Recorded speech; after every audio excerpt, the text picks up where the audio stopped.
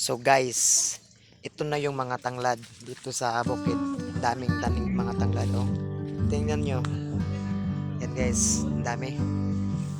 Mahaba-haba to guys, itong mga tanglad na to. Dito lang sa bukid, sa payag. Yan.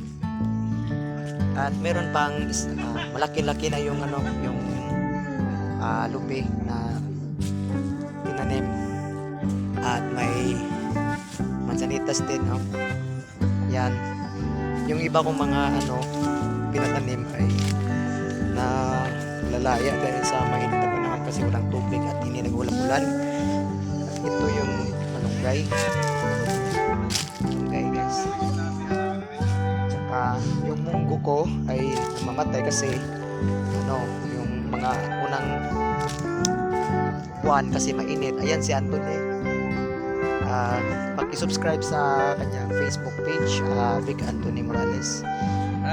Ganyan po yung suot niya kasi magko-content po kami ngayon dito sa may pajag, oh. May pajag sa pajag.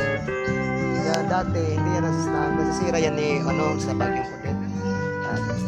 Minadadali namin pag gawa para makatayo na rin yung pajag.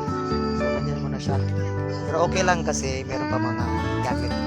May mga araw pa naman para matrabaho itong payag na to.